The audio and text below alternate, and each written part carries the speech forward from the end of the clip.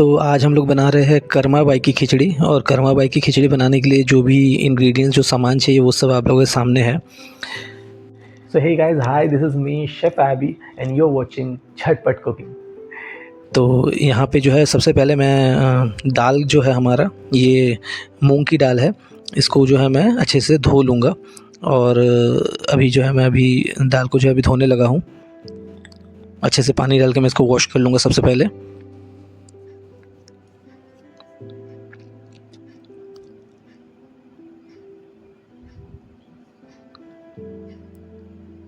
और यहाँ जो है मैं अभी दाल को वॉश भी कर रहा हूँ। अच्छे से मैं धो लूँगा इसको, 2 बार 3 बार पानी से जो धो लेना है। उसके बाद मैंने जो है इसको यहाँ पे ट्रांसफ़र कर दिया है जो अर्दन पॉट है हमारे पास उसमें।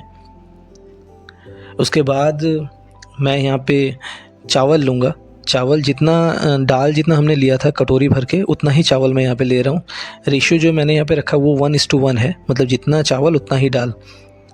और चावल जो है मैंने यहाँ पे सेम कटोरी से नाप लिया है। और अभी मैं इसको एक बड़े से बोल पे जो है मैं इसको ट्रांसफ़र कर रहा हूँ।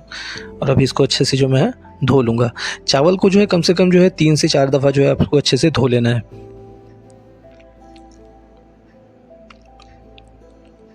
और चावल जो है वो भी मैं यहाँ पे धो रहा हूँ। उसके बाद उसको जो चावल है उसको भी मैंने यहाँ पे ट्रांसफ़र कर दिया है जो अर्दन पॉट है हमारा उसके अंदर। अब सबसे पहले तो मैं यहाँ पे जो चावल जो हमने नापा था जिस कटोरी में उसका मैं 1 कप जो है वहाँ पे पानी दे रहा हूँ। और जो चावल थोड़े बहुत जो लगे हुए थे उसको भी जो है मैंने अच्छे से धो के जो है वो पानी जो दे दिया है। उसके बाद सेम कटोरी नाप के जो है मैं दे रहा हूँ यहाँ पे 1 कटोरी। पहले 1 दिया था, अभी 1 2, उसके बाद ये मैंने दिया 3। उसके बाद मैं यहाँ पे आधा दे रहा हूँ, आधा कटोरी मैंने अभी दिया। उसके बाद फिर से मैं इसमें दूंगा 1 कटोरी पानी।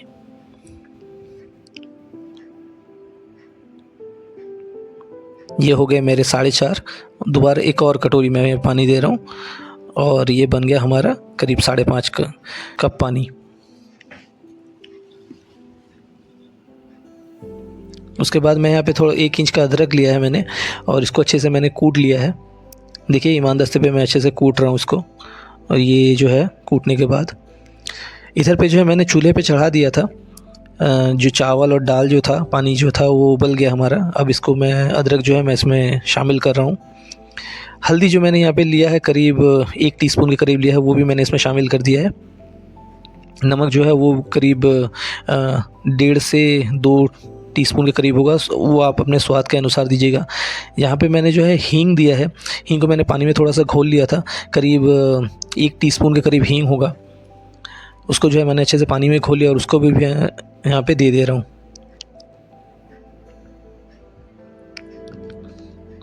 ये जो है हमारा उबाल आ रहा है और इसको जो है मैंने अभी इसमें ढक्कन लगा दिया। भगवान श्री जगन्नाथ जी के 56 भोग में कर्मा बाई की खिचड़ी जो है ना वो होना लाजमी है। जी हाँ, बिल्कुल। और कर्मा बाई की खिचड़ी की अगर मैं बात करूँ ना तो ये एक अपने आप में ही ना एक अलग कहानी है और एक बहुत ही खूबसूरत, बहुत ही एक डिलीशियस एक भोग प्रसाद है जो कि भगवान श्री जगन्नाथ देव के 56 भोग में जो है वो शामिल है और उनको जो हर रोज़ परोसा जाता है। कहा जाता है कि अगर एक दिन भी उनको ये कर्मा बाई की खिचड़ी जो है वो अगर नहीं मिलता तो भगवान जो है श्री जगन्नाथ देव जी वो नाराज़ हो जाते हैं। कर्मा बाई एक्चुअल में थी कौन और क्यों उनका ये खिचड़ी जो है वो भगवान श्री नाथ जी के 56 भोग में जो है वो शामिल किया गया।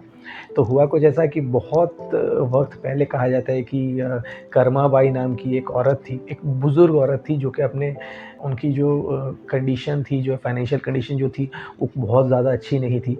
एक छोटी सी कुटिया में जो है वो रहती थी। तो भले उनके पास पैसे ना हो लेकिन उनके दिल में जो भक्ति जो थी भगवान श्री जगन्नाथ देव के लिए वो बहुत ज़्यादा थी।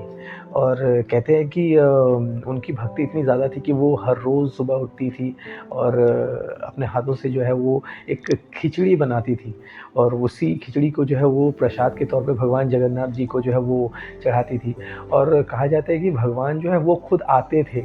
जी हाँ, वो खुद आते थे और ये जो खिचड़ी है वो खाते थे। आके जो प्रसाद ग्रहण करते थे वो खुद खाते थे आके। और एक बार ऐसा हुआ ना कि कर्माबाई जो थी वो हर रोज़ की तरह अपना ये खिचड़ी जो बना रही थी, तो एक पंडित जो थे वहाँ पे आस-पास में उन्होंने देखा और उन्होंने आके कर्माबाई को रोक लिया और कहा कि देखिए आप जो है ना वो सुबह उठ के जो है ऐसे जैसे-तैसे करके आप जो है वो भगवान का प्रसाद बना रही है, ये सही नहीं है। क्योंकि भगवान का प्रसाद ही जब भी बनाया जाता है तो कहा जाता है कि फ्रेश होके नहा धोकर जो है बिल्कुल स्वच्छ होकर जो है साफ़-सुथरा होकर बनाया जाता है। लेकिन कर्माबाई जो थी वो उस उम्र में बहुत ज़्यादा थी। बुज़ुर्ग एक औरत थी, उनके मतलब उनसे होता नहीं था इतना कुछ। तो वो जैसे-तैसे करके जितना उनको बन पड़ता था वो बनाती थी। तो जब मना किया कि जब वो पंडित आए उनको मना किया कि देखिए आप ऐसे नहीं करें, आप जो है हर रोज़ उठिए फ्रेश-व्रेश होकर जो है आप उसके बाद जो है आप वो भगवान के लिए भोग बनाएँ उनको दीजिए। तो अगले दिन क्या हुआ ना कि करमा बाई जो थी वो सुबह उठी, उठ के जो वो फ्रेश होने के लिए गई, नहा धोकर वो आई, फ्रेश हुई एंड उसके बाद जो उन्होंने वो खिचड़ी जो है बनाया और भगवान जो है श्री जगन्नाथ देव जी को अर्पण कर दिया। लेकिन हुआ ऐसा ना कि इन सभी चीज़ों को करते हुए ना काफ़ी देर हो चुकी थी और श्री मंदिर का ये था कि श्री मंदिर में जो है वो सुबह की मंगल आरती शुरू होने वाली थी। तो भगवान को जो है वो वहाँ पर भी जाना होता था। भगवान श्री जगन्नाथ देव जी जो थे, वो कर्माबाई के पास आए और उन्होंने देखा कि खिचड़ी जो है अभी तक वो तैयार था नहीं। तो जैसे ही तैयार हुआ, वो जैसे-तैसे करके वो प्रसाद उन्होंने खाया और कहा जाता है कि कुछ कहानियों में ऐसे ही बताया जाता है कि वो प्रसाद इतना जल्दबाज़ी में उन्होंने खाया कि उनका मुँह जल गया। कुछ लोग कहते हैं कि नहीं इतनी जल्दबाज़ी में वो खाया भगवान ने वो प्रसाद ग्रहण किया कि उनके मुँह पे जो है वो झूठा ल लगा हुआ रह गया और उसी हालत में जो है वो शिव मंदिर की तरफ चले गए क्योंकि वहाँ मंगल आरती शुरू होने वाली थी। तो ऐसे ही और भी बहुत सी कहानियाँ हैं कि भगवान श्री जगन्नाथ देव जी जो थे वो काफ़ी ज़्यादा रो रहे थे या नाराज़ हो गए थे क्योंकि उनको वक़्त पे जो खिचड़ी नहीं मिली थी। हर रोज़ जिस वक़्त पे मिला करता था। तो ऐसे बहुत सारी चीज़ें हैं। तो ऐसे ही जब हुआ तो भगवान जो थे वो काफ़ी ज़्यादा नाराज़ हो गए उस पंडित से और सपने में वो आए और उस पंडित को कहा कि देखिए मुझे जो ये फ़र्क नहीं पड़ता कि कौन नहा के मेरे लिए प्रसाद बना रहा है, कौन नहीं नहा के प्रसाद बना रहा है, ये इम्पोर्टेंट नहीं है। मेरे लिए इम्पोर्टेंट ये है कि जो भी इंसान जैसे भी मेरा भोग बना रहा है या मुझे बुला रहा है, उसके दिल में वो भक्ति होनी बहुत इम्पोर्टेंट है। तो मेरे लिए भक्ति इम्पोर्टेंट है वो श्रद्धा इम्पोर्टेंट है, ना कि कौन नहा रहा है, कौन नहीं नहा रही, ये सारी चीज़ें। तो जैसे ही सपनों में उन्होंने आके उस पंडित को कहा, अगले ही दिन सुबह होते ही वो पंडित जो थे वो भागते हुए गए कर्माबाई के पास और जाके उन्होंने कहा कि देखिए आप जैसे भी बना रहे थे, इतने वक़्त से आप वैसे ही बनाइए। आपको कोई भी नहा धोकर बनाना होगा, स्वच्छ होकर ये वो इतना ताम-झाम करने की कोई ज़रूरत नहीं है। आप जैसे बनाते हो वैसे ही बनाइए। तो उसके बाद से जो है कर्माबाई जो थी वो फिर से वैसे ही सुबह उठ के जो है वो भगवान के लिए जो है वो भोग प्रसाद खिचड़ी जो है बनाने लगी और भगवान श्री जगन्नाथ देव जी को जो थे ये खिचड़ी जो है बहुत पसंद थी। और फिर वक़्त गुज़रने के बाद जो है कर्माबाई तो नहीं रही, लेकिन उनका जो ये खिचड़ी जो था ना वो भगवान के वो जो 56 भोग हैं, भगवान श्री जगन्नाथ देव जी के जो 56 भोग हैं, उसमें शामिल किया गया और आज भी कहा जाता है कि अगर ये खिचड़ी जो है, उनके 56 भोग में सुबह-सुबह उनको अगर ना मिले, तो भगवान जो है वो नाराज़ हो जाते हैं। कहानी चाहे जो भी हो, है काफ़ी ज़्यादा दिलचस्प। पुरी में भगवान श्री जगन्नाथ देव जी के 56 भोग में बनता है, तो जब भी अगर आप जाओ पुरी, तो ज़रूर से जो है ये महाप्रभु का जो ये प्रसाद है ज़रूर ग्रहण करें। बहुत ही अमेज़िंग टेस्ट होता है इसका और सिर्फ़ इसका ही नहीं जितने भी 56 भोग जो बनते हैं भगवान के द्वार पे, वो सारे जो है ना बहुत ही ज़्यादा खूबसूरत और उनका जो स्वाद है ना मतलब वो डिवाइन है।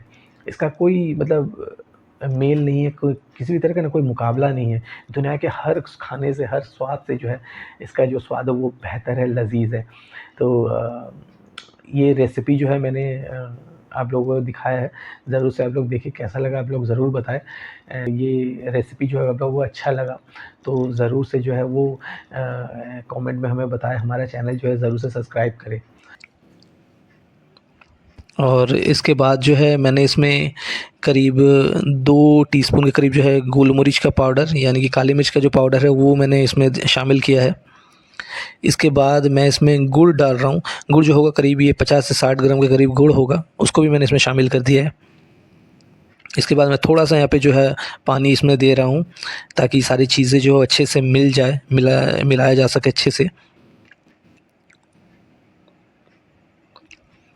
और इसके बाद जो है मैंने यहाँ पे नारियल को मैंने घिस लिया था या फिर ग्रेटेड जो कोकोनट है, ताज़ा नारियल था, इसको मैंने घिस लिया था। वो करीब मैंने 1 मुट्ठी के करीब दिया है और अभी जो है मैं इसको अच्छे से मिला लूँगा।